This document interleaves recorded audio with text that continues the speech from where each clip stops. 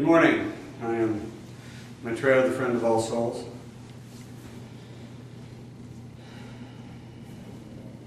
My message is very simple and very clear.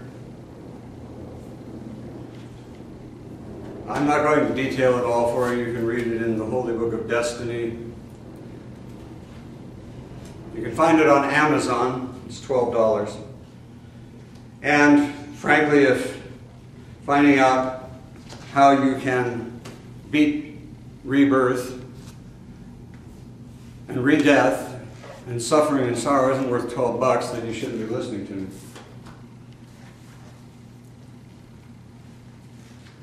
We're in a very competitive atmosphere here, you might say, in Los Angeles. There are more so-called gurus and prophets, saints, and everything running around this city than any city ought to have, other than perhaps Babylon. And of course, all of them point fingers at the others and say, false prophet, false prophet, false prophet.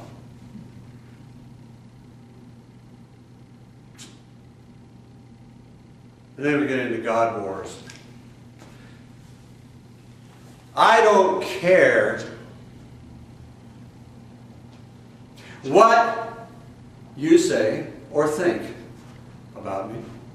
I don't care what anybody in this city says or thinks about me. Let me ask you this. Do you know you got up this morning? You know you got out of bed this morning? If you don't, you shouldn't be watching. If you don't, you shouldn't be listening. Of course you know you got out of bed this morning. How do you know that? Do you know that you had a yesterday? Do you know that if you're married that you had a wedding? Do you know that if you're not married you didn't have a wedding? How do you know these things? Certainly there are illusions. Certainly there are delusions. Certainly there are confusions. I know about those things. I have a bachelor's degree in psychology. I have a master's degree in behavioral science, which at the time was a combination of sociology, anthropology, and psychology. And I have a marriage family therapy license in the state of California. You can look it up. Nobody's more aware of the foibles of the human mind than I am after having done 20 years of counseling and therapy.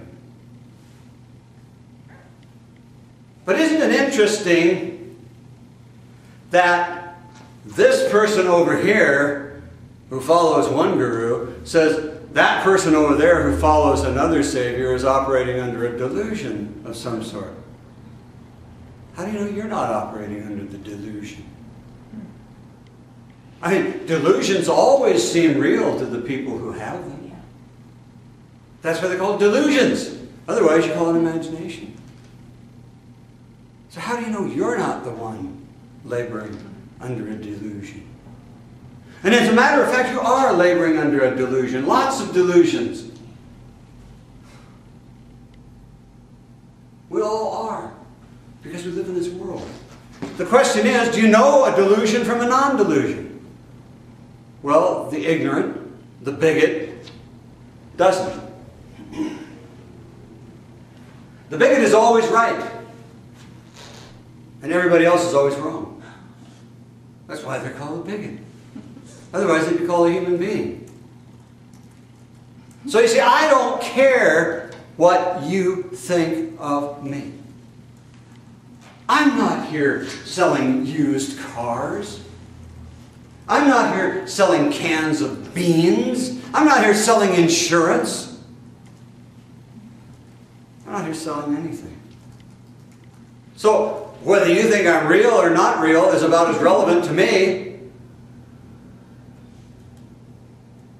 as whether an elephant farts in Africa or not. And I hope I'm insulting you because I think you need to be insulted a little bit. Your opinion your opinion. And the opinions of people in this country have been elevated to some sort of sacrosanct position by imbeciles that run public opinion polls. Do you really, for one single minute, think that because some idiot runs a public opinion poll and comes back and says, we surveyed 1,222 different people, and 84% think that George Zimmerman murdered, what's his name, Trevor Martin. Do you think that has any bearing whatsoever on what really happened in that place? Mm-mm. Yeah. Do you think for 1 minute that because some pollster goes out and calls up 2,000 people and then reports that 68% are for Mitt Romney as president? Do you think it means anything? Talk about living under a delusion. Do you know how many people there are in the United States? There are over 350 million people in the United States. Would somebody out there, email me, get your little calculator out and calculate what percentage of 350 million 2,000 people is? Please do that. There's your sample. Listen, folks, I grew up working on assembly lines. I made outboard engines.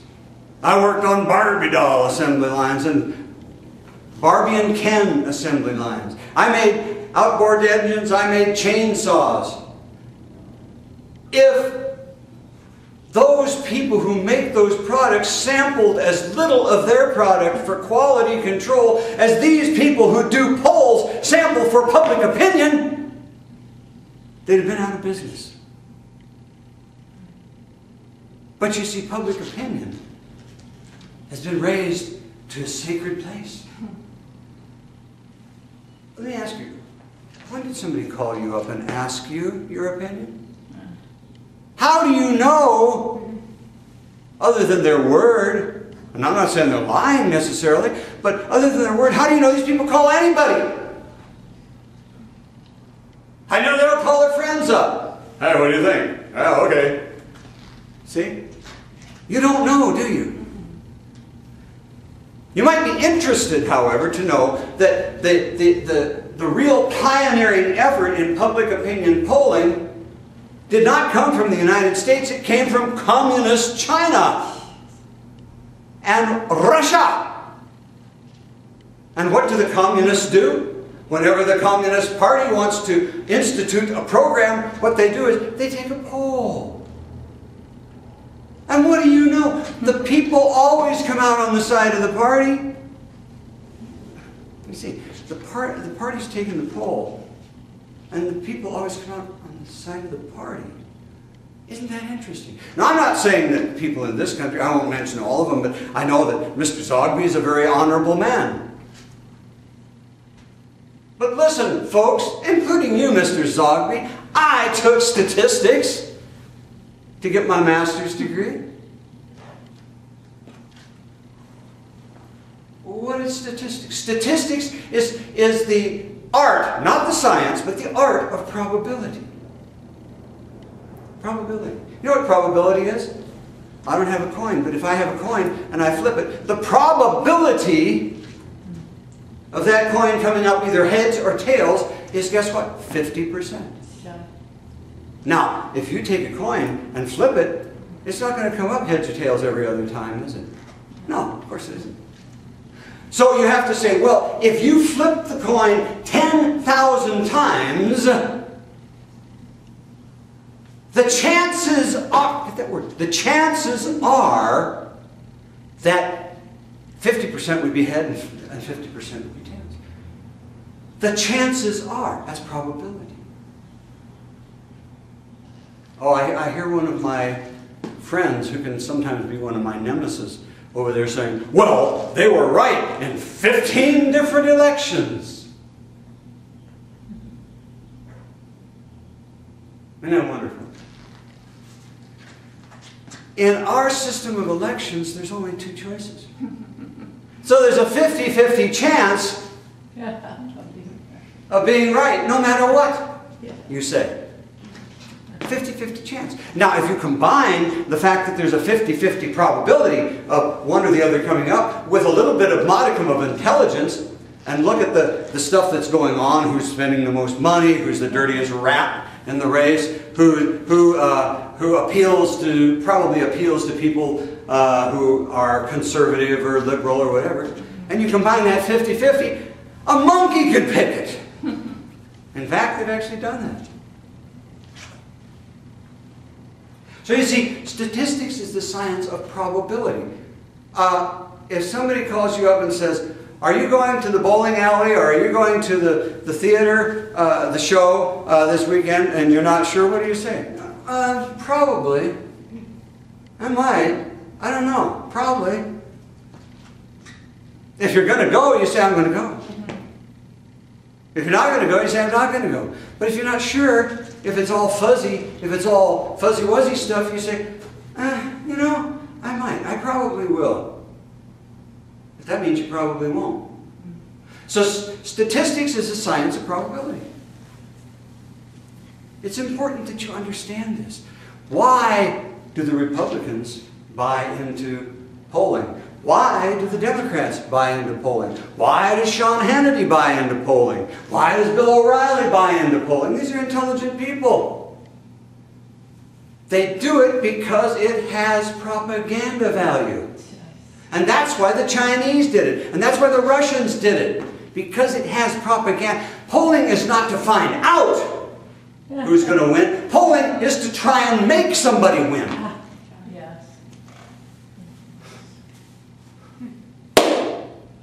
Go and poll 2,000 people to see if people should wear clothes or not. Now make sure 1,500 of them are nudists. What do you think you're going to get? So you see, the idea of what you think of me, that should have some grand impact upon me, is just as much garbage as the idea that what your neighbor thinks of you should have some grand impact upon you. Opinion. A public opinion poll. Is George Zimmerman a murderer? 68% say yes. Therefore, we should take him out and shoot him or hang him, right? We don't need to know the facts. It's just opinion. Right? Is the Obama health care bill good for the country? Well, 58% say yes. That thing is so long that the Supreme Court justices said we will not read it all. It is so long that Nancy Pelosi said in order to find out what's in it, you've got to pass it. And you call somebody up that's sitting there eating Doritos and picking his nose watching something on TV and you go, well, you think it's good for the country? Yeah, I think it's good for the country. Or no, I don't think it's good for the country. And you're going to tell me that decides whether this health care bill is good for the country or not? Not possible. You want to talk to me about delusions? I'm a therapist. This country is almost psychotic with these polls and this public opinion stuff. So do I care what you think of me? No, I don't. Now I'm getting around to something here if you haven't been offended enough. I hope you've been offended.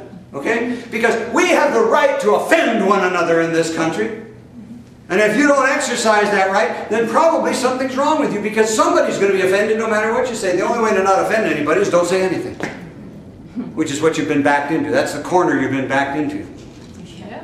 And so here we have Whoopi Goldberg and reporters on CNN saying, let's drop the N-word and say the word nigger. Wow.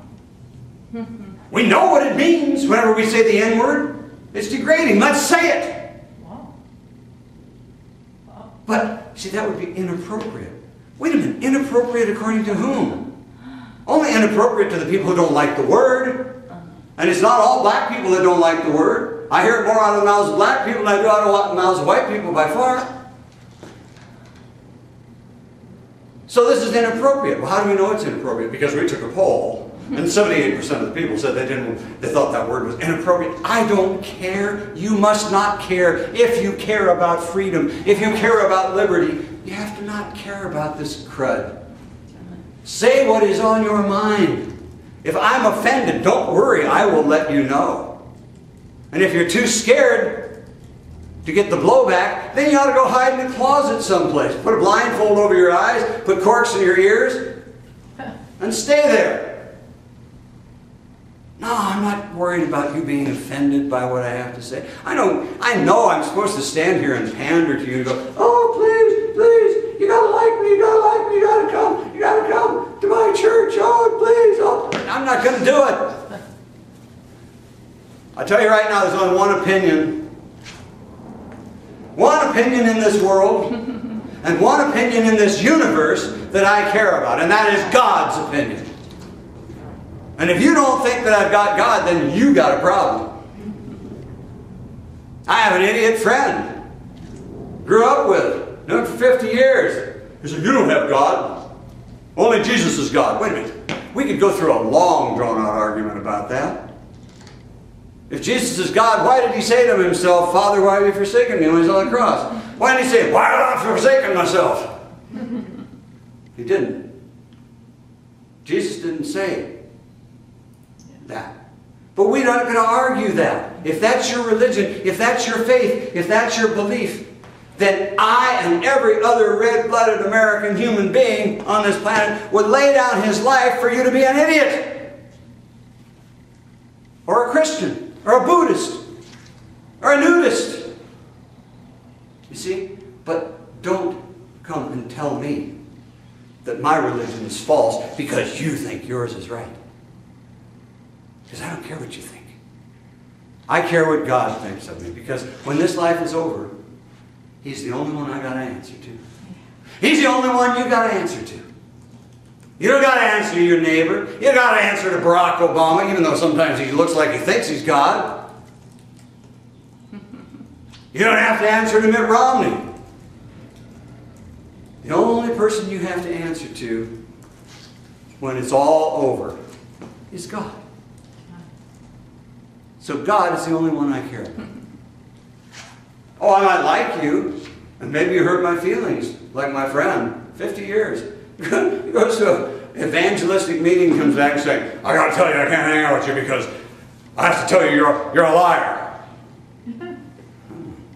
Wow. Too bad you didn't figure that out 50 years ago. We could have saved a lot of time. A little slow on the draw there, aren't you?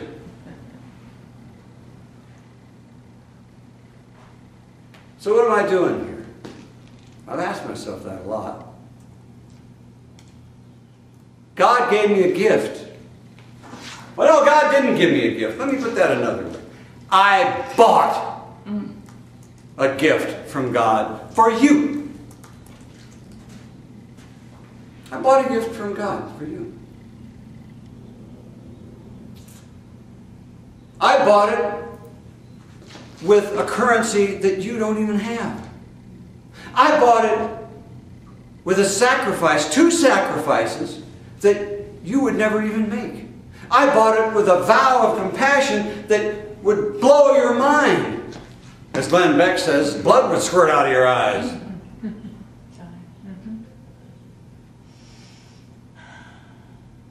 And I was only an ordinary man.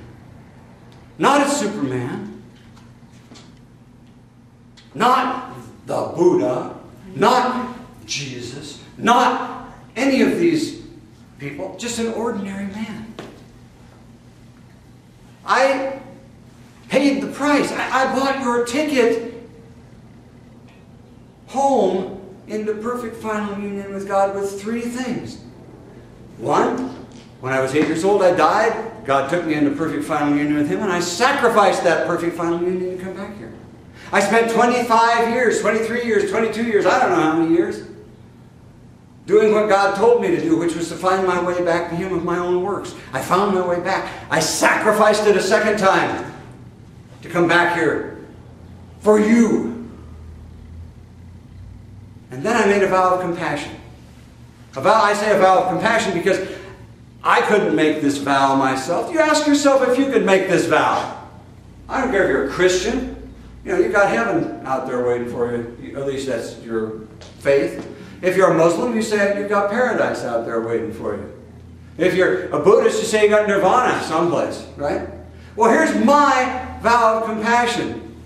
The second time I sacrificed being in perfect final union with God and having perfect total freedom, I vowed that I would never again enter into perfect final union with God until I have seen every last soul in creation safely home into perfect final union with Him before me. Okay. But that I would return to this world of suffering and sorrow and death and live out the remainder of my life in this human body, this ordinary body, subject to sickness and pain and fear and old age and sorrow.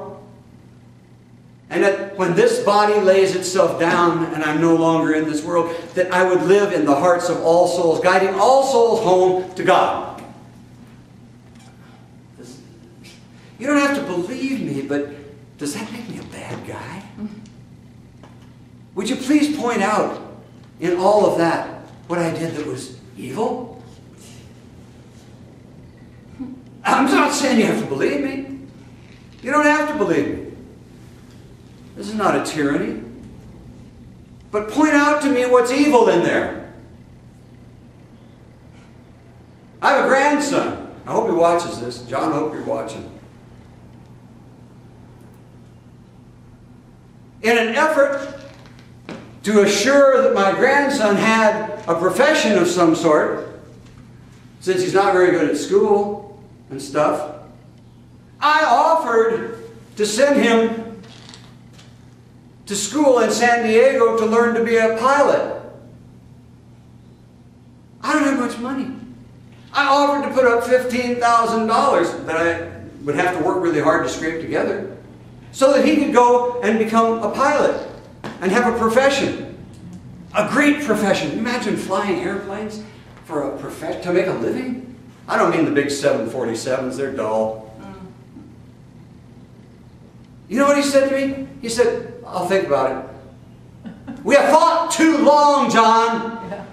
It's gone. It'll never happen. And just like I offered my grandson a chance to have a profession, a beautiful profession, a wonderful profession, at my expense, whether you believe it's true or not, the fact of the matter is, and I'm here to testify to it, that I bought your ticket into perfect final union with God by sacrificing my own perfect final union twice and putting myself at the end of the line of all souls going home into perfect final union with God. Now, you may not believe that's true, but would you do it? Would you dare?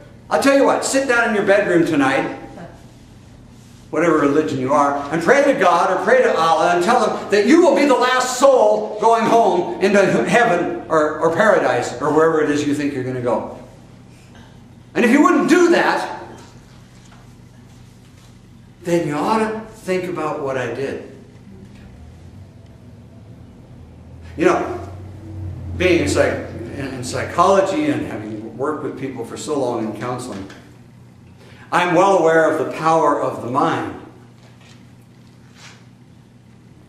And at one time I was talking with a physician, a doctor, you know, like a physical doctor. And we were going round and round about the power of the mind.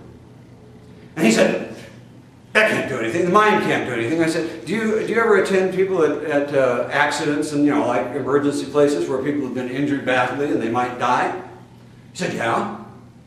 I said, okay, next time you come upon someone who's right on the edge where they could either die or not die, I want you to go down and I want you to whisper in that person's ear, you're going to die, you're going to die, you're going to die. He threw his hands up. He said, I wouldn't do such a thing. I said, why? The mind doesn't count. So you may not believe that I am Maitreya, the friend of all souls. You may not believe that I sacrificed perfect final union with God twice. You may not believe that I made this vow of compassion, but would you dare make it? I say no, and not any more than that doctor would get down there and whisper in that guy's ear, you're going to die. So I said, why? The mind doesn't matter. So why would you not get down there and whisper, you're going to die, you're going to die, you're going to die? I said, because there might be something there. Well, there might be something here too.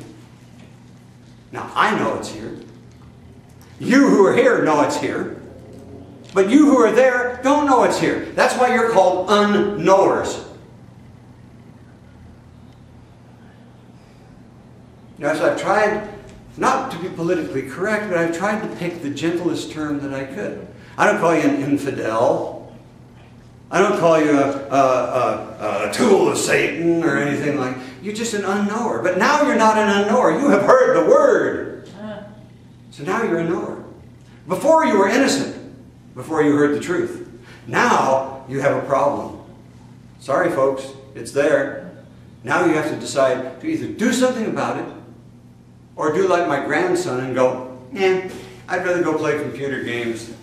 Yeah, that'll stand you in good stead when you're 45 years old. I was kind of kidding around today. I do hope you're watching this, John, because this is for you. I'm looking around. If anybody knows where I can find it, please email me. I want a little toy shopping cart.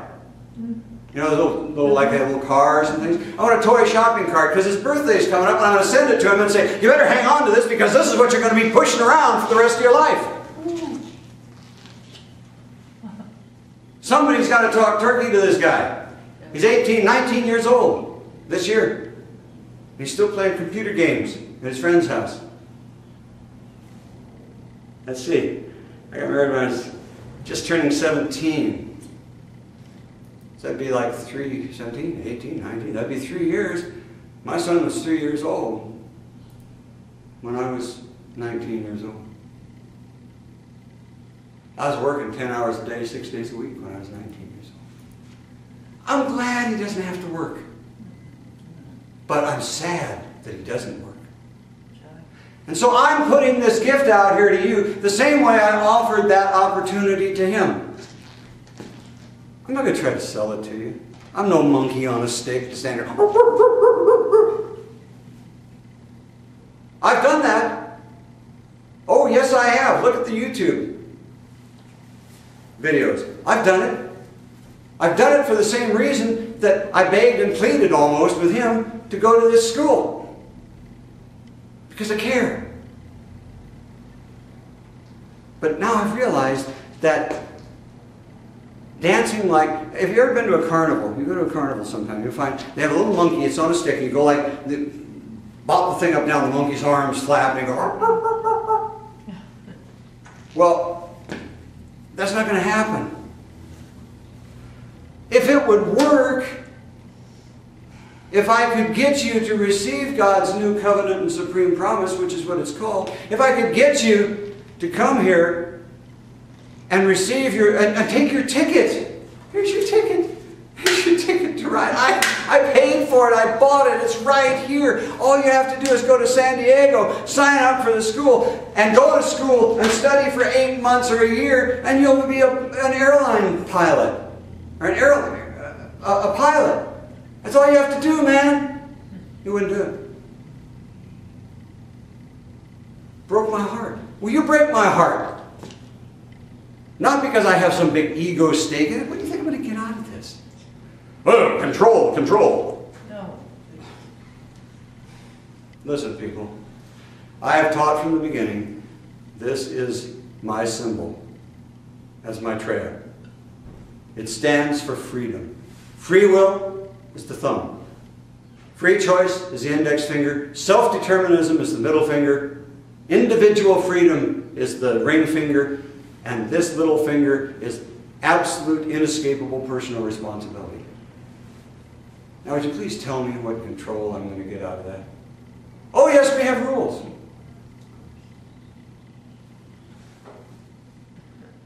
Have you ever gone to a restaurant? Gone out to eat? Huh? Yep. You take your pants off? You think they'd throw you out if you took your pants off? Yeah. They have rules! Yeah. Everybody's got rules. Because that's the way we live together, in relative peace and harmony.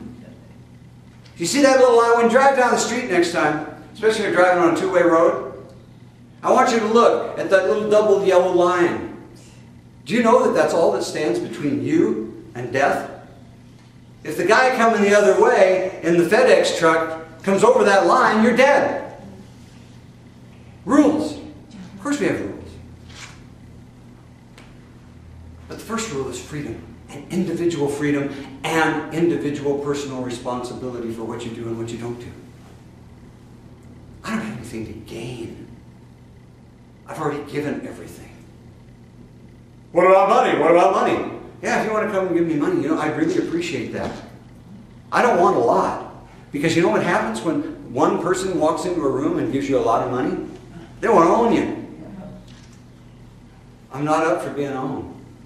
My principle from the beginning has been a little from many to accomplish a lot.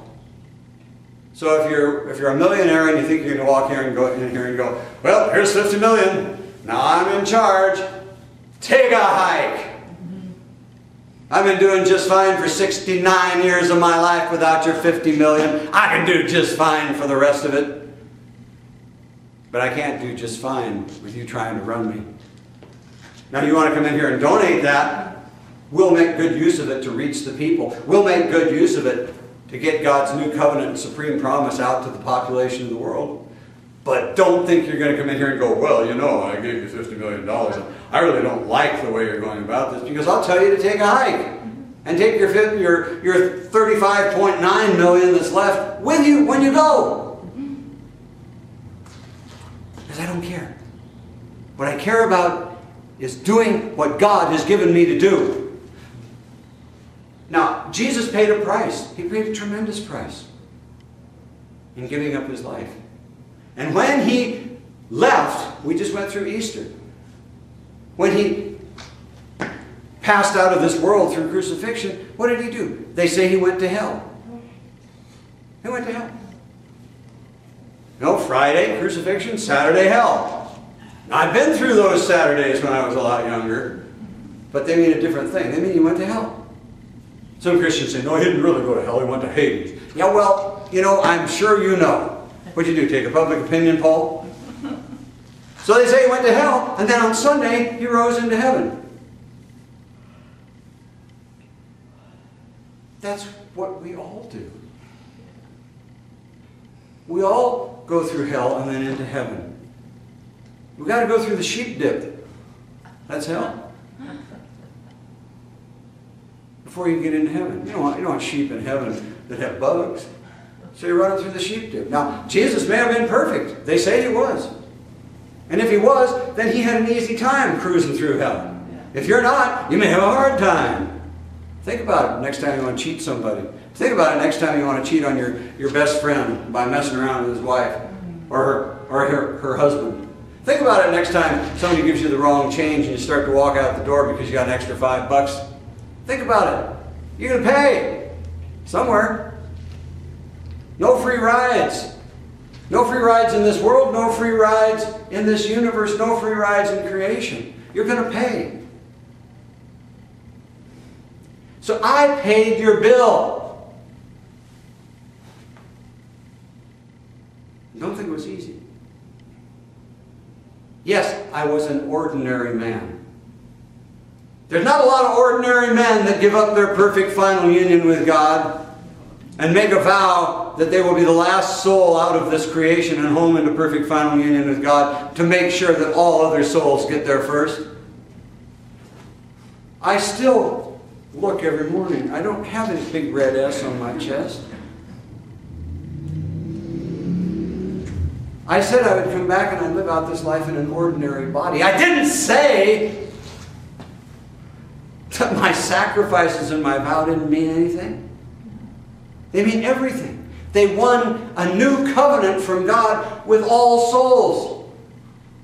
And they won a new covenant from God, a supreme promise from God, that when enough souls have this new covenant and are fulfilling it according to his instructions, which are very simple, that he will spontaneously and without any judgment at all on any soul spread his new covenant into the heart of every soul, and every single soul in creation will have the opportunity, given the fact that we all have free will, we all have freedom, will have the opportunity to go home into perfect final union with Him at the end of their lives. Now, if you're like my grandson, and you go, well, no, I'm not going to go home into perfect final union with God at the end of my life. Well, that's your choice. Free will, baby. You can say no. And then I got to stick around. I'm going to be really ticked off. Because I want to go home. I've been there twice. You don't know what home is like. Perfect final union with God is so amazing, so grand, so absolutely, unfathomably inexpressible in its beauty and grandeur that it makes heaven look like hell by comparison. Now, heaven's a wonderful place, don't get me wrong. Paradise is a wonderful place. But compared to being one with the deity, compared to being one with God, with no separation, and it's not like your ego goes in there and you go, okay, now I am Maitreya, the friend of all souls, and I am God, and you're all my subjects. Or I am Barack Obama, and I am God, and you're all my subjects. He's already trying that. It's not like that. It's you lose yourself in Him. God, I'm so glad to lose myself in Him. Before the second time that I attained perfect final union with Him, my prayer was so simple. It was, beloved universal God, shatter this prison of false self and absorb me in the ocean of your infinite divine being as a drop of water in the sea. Destroy me and let me be you. Let me be one with you. Let me be a molecule in your toenail or something. You know, it doesn't matter. I don't know, maybe that prayer had something to do with it. You ought to try it. It's frightening. See, the scariest thing we can do is disappear.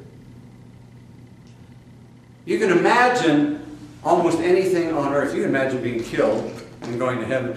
Try imagining yourself as non-existent. Well, that's what I wanted, and that's what I got. And I got it not for my sake, but for your sake. So that you could go to San Diego and take the course and become a pilot that can fly into perfect final union with God at the end of your life. And people say, well, there you are. Now, Ronald Reagan would stand here and he'd say, now there you go again, Bhagwan. There you go again, Maitreya. You're selling it to the people. Yeah, I am. For two reasons. For the first reason is the reason that I gave it up is because I love every soul. I have compassion for every soul. Every soul that's held in bondage is an agony to me. That's the first reason. Second reason is a little bit more selfish. I want to go home. But I can't force you. God won't force you. If God won't force you, that's for sure. I'm not going to try to force you. Personal responsibility, baby. You don't want to go home? You don't want to play computer games till you're 42 years old? Go ahead. Make sure you got that shopping cart outside. Get it chromed. Get it all painted up. Put some, handlebar tassels on it because that's what you're going to be pushing for the rest of your life. It's too late now, John. The money doesn't exist. But this gift does exist. Do I want you to come and take it? Yeah. Am I going to demean it by pandering to you? No. There are 7 billion people in this world.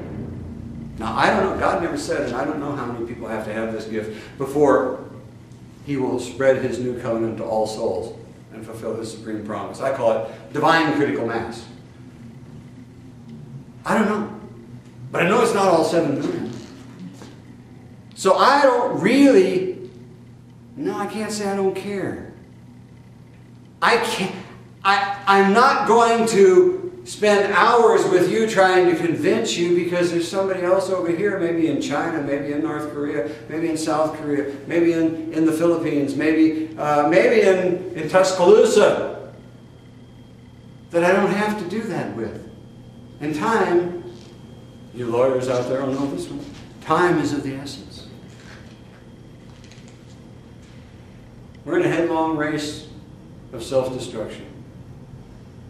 Whoever gets the biggest nuke first and uses it on an innocent population, if it's Iran that nukes Israel, there may not be any life left on this world. At least nothing that doesn't live 2 miles down below. And when the radiation seeps down there, it'll probably die too. Who knows? They say there used to be water on Mars. Maybe this is what happened to Mars. I don't know. Neither do you. Oh, no, there's never any life on Mars. Yeah, that's right. I remember you being around at the creation of the universe and at the inception of this solar system. And I remember that you monitored Mars for the last 200 million years. And I do remember that. Would you sign an affidavit to that extent, please? Idiot. It's so easy to say what isn't. It's so hard to stand up on your hind legs and say what is. And that's what I'm doing.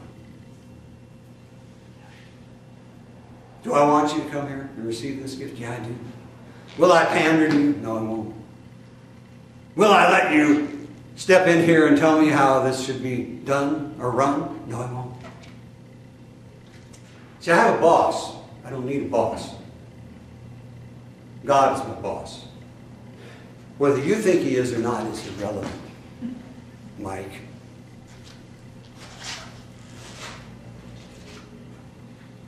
Because I know what I know the same way you know you got up this morning. It's not theory. It's not fiction. It's not conjecture. It's not a public opinion poll. I know what I am telling you today the same way that you know that you got out of bed this morning. And if you don't know you got out of bed this morning, you got to stop smoking that funny stuff at night. Or drinking too much, or whatever you do. This gift is here. Is there anything you have to do to receive it? Yeah, there is. There's a creed in this little holy book of destiny. And if you want to look it up, this little holy book called Destiny, you'll find it in the American History Rare Books collection of the Smithsonian Institute in the United States. Now, I can't say that to sell this to you because I'm not allowed to use their name to sell anything, but I'm not selling it. But there's a creed in here. It's called the Adhyatma Wadi Creed. It's also called the Maitreyan Creed. Adhyatma Wadi Creed. You have to profess this creed before you're going to get God's new covenant. You have to profess this creed before you're going to get true enlightenment. You have to profess this creed before you're going to get holy initiation. Why? Because part of what God said when he made his new covenant with all souls is whosoever receives the true enlightenment or the enlightenment of the friend's holy initiation, that's me, and follows him to the end of this life, I will give that soul what he has sacrificed for the sake of all souls, which is namely, exactly, and precisely perfect final union with him. In order to follow me, you got to profess the creed, and you got to really mean it.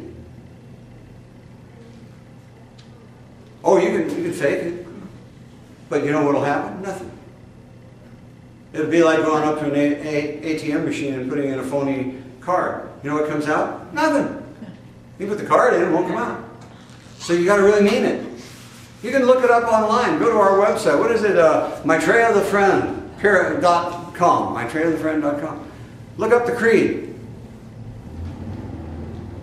You have to profess it. Because in order to fulfill God's new covenant, in order to fulfill this gift and receive it, in order for cash to come out of the ATM, it's got to be a valid card. In other words, you've got to be willing to follow me to the end of your life. Ooh, that's really spooky. That's really spooky. For you, it's a lot spookier for me. You ought to see what follows me sometimes. Before I learned my limits, the pain was unbelievable. I know my limits now. I'm slow. I'm 69 years old, but I know my limits. So if you want to come, read the creed. Also the part about I believe. Because that's what you're going to have to do. You're going to have to profess that creed. Then you'll receive enlightenment. Then you'll receive God's new covenant. And you'll receive 4 treasures, which I'm not even going to tell you about. Because it's irrelevant until you profess the creed. You're not willing to profess the creed, you don't even know about the 4 treasures, do you? No, you don't. So go there, read it. If you can profess it with a good heart, a sincere heart, in all honesty, then get in touch. We put stuff all over the place so you can get in touch. It's not really hard to find out. See, in the beginning, I gave this gift to a certain number of people. I think probably about 20. To be honest with you, there's only 4 left. How would I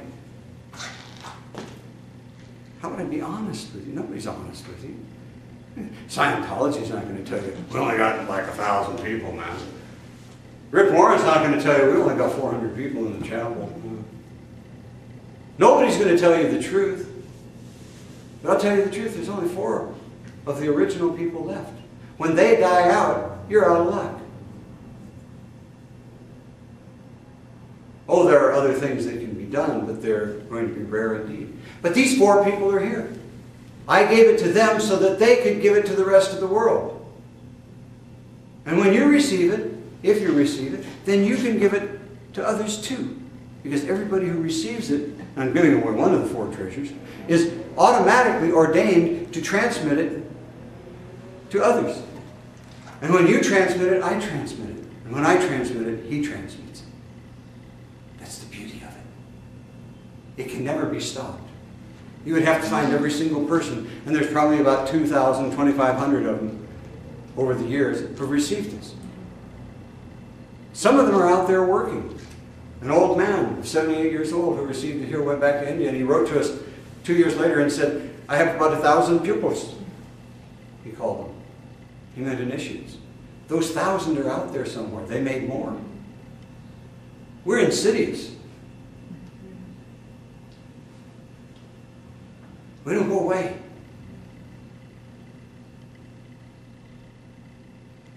So, go to the website. If I've insulted you, write me a nasty email. I love them. I love them. They're not going to get on the web. They're not going to get on the web because that'd be like taking the public opinion poll and putting it on the web. It's just your opinion. Whether you like me, whether you don't like me, whether you think I'm real, whether you don't think I'm real. God bless you. I'll die for your right to have an opinion, but I will not pay any attention to it. Because I'm too busy listening to God. Do you think this is a scam? Don't bother. Get a life. Well, get drunk. You know, whatever it is you do to amuse yourself. And don't tell me what it is you do to amuse yourself, because some of the stuff out there is pretty weird. But go amuse yourself. Stay out of my face. I'm part Irish. I'm part Scottish. I'm part Bohemian and I'm part Italian. Stay out of my face.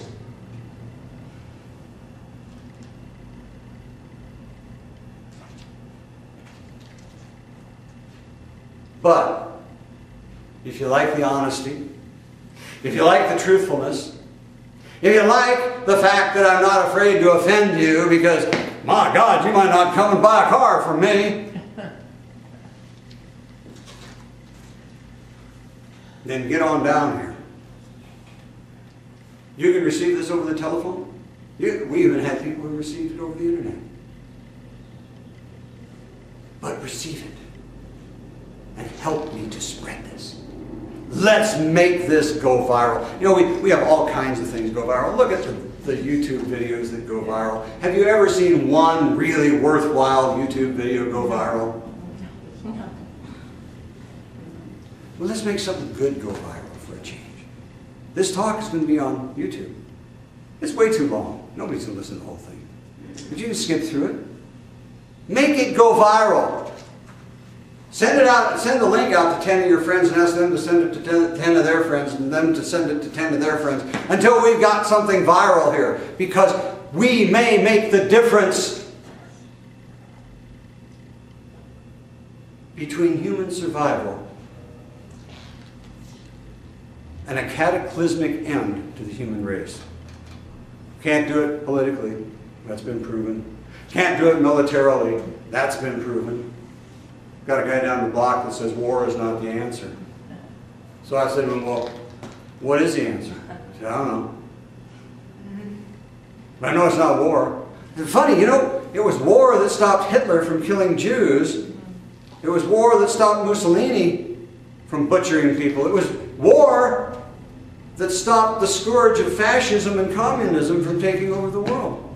Now, it's not, nobody thinks it's the answer. But you got to have a better one. And we do.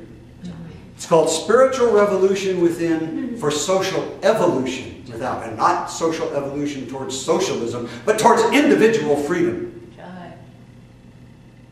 And human dignity. Also, please spare me this. Don't come here and say to me, do you accept homosexuals? No, I don't. I don't accept homosexuals. I don't accept heterosexuals. I don't accept any kind of sexuals. I accept souls here. You might be interested to know that one of the founding members of this community was a homosexual.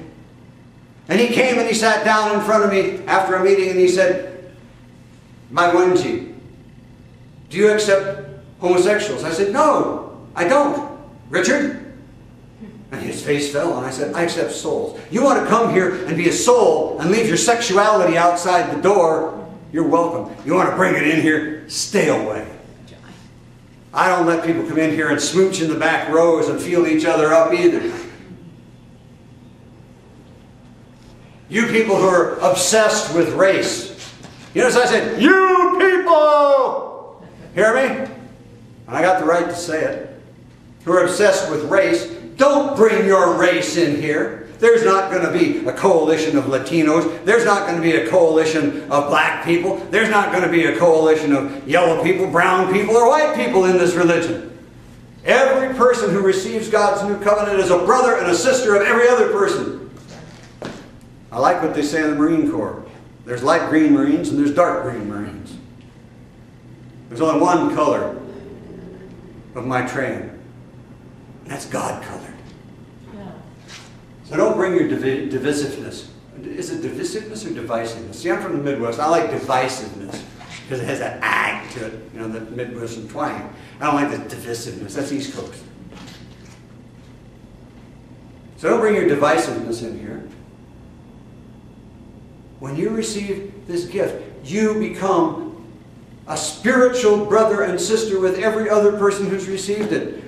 Regardless of sexual orientation, regardless of color, regardless of race, national origin, and everything else.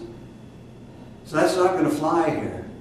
Don't come here trying to find a fertile little piece of ground for you to breed more racism, and believe me, racism comes in all colors, baby. Just listen to Louis Farrakhan, listen to Al Sharpton, listen to Jesse Jackson. These race baiters that have made their living for 40, 50 years off of propagating racial division in our country. Get out of here. That's the Italian side. But if you want to come here, having heard the word, or if you just want to receive it and start something in your area, we'll help you. We've got to go viral, folks. We've got to create this divine critical mass, but not at the expense of our very souls. What profiteth it a man to gain the whole world if he loses his soul in the bargain? So we love you. I love you. I gave up everything for you. We want you to have this so much more than I even wanted my grandson to have this free course, a year's course. All expenses paid to become a pilot. I want you to have this gift. And I want you to fulfill it. And I want you, at the end of your life, to go through your purification in hell, rise into heaven, enjoy your heavenly blessings, and when those are used up, to go home into perfect final union with God and enjoy perfect total freedom for all of eternity, beyond all of eternity. You see, God is so immense that when people say God is in heaven, they don't know what they're saying. That means heaven's bigger than God. Are you in this room? Or is the room in you? Well, you're in the room, because the room's bigger than you. So when people say God is in heaven, they're part right. You see, God is so much bigger than heaven. If all of creation, including heaven and hell, were the size of a single grain of sand, go get your salt shaker out, put a grain of salt on your finger, look at it. And then, if that was all of creation, God is as big as the Sahara Desert compared to that little grain of sand. That little grain of salt. That's how big God is. I've been there. Don't believe me if you don't want to, but I'm telling you, He's big. He's big. And that you are. I conclude this talk, as I do with every talk, by saying, Om Soham Tatvamasi. Yes, it's Sanskrit. Yes, it's from the East. Because I have a plunger in the back of my car, it doesn't make me a plumber. And because I say these words in the ancient Sanskrit language, doesn't make me a Hindu. Doesn't make me not a Hindu. Just doesn't make me a Hindu. I say Om Soham Tatvamasi. What does that mean? That means you and I are absolutely, positively, without any division, without any qualification, one and identical with God. The delusion is that we're not. Not the other way around. Not the other way around. And then I say, Jai Bhagawanji. Yeah, somebody's going to come up and say, well, doesn't that mean victory to you? Yeah, it does mean victory to me. What is victory to me? Victory to me is that I will get you home into perfect final union with God. Victory to me is that I will create this divine critical mass where God honors His supreme promise and spreads His new covenant into the heart of all souls. And every soul at the end of their life can look at their hand and go, freedom, baby. I'm going home. Or, no, I think I'll go back for another turn. Well, my grandson wouldn't take the thing in San Diego either. So some people are going to say, I'll go back for another turn. But most are going to say, yeah, take me home, God. Shatter this prison of false self and absorb me in the ocean of your infinite divine being as a drop of water in the sea. And that you will have. So I will close this, as I close most of these, by saying to you, Om Soham Tatvamasi. Om, you and I are one with the one universal God of all creation and no other. Jai Bhagavanji, victory to God the Beloved, and may I have my victory for your sake as well. Jai Bhagavanji. Jai Bhagavanji. Jai Bhagavanji.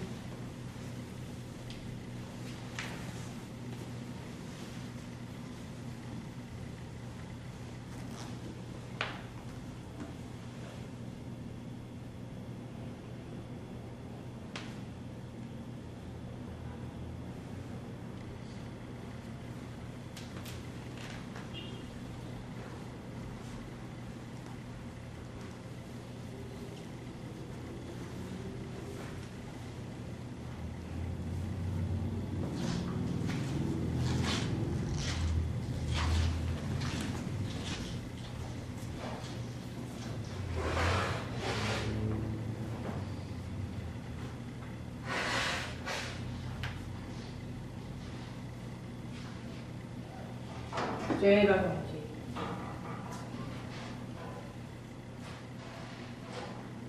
Jai Bhagavanji. Jai Bhagavanji.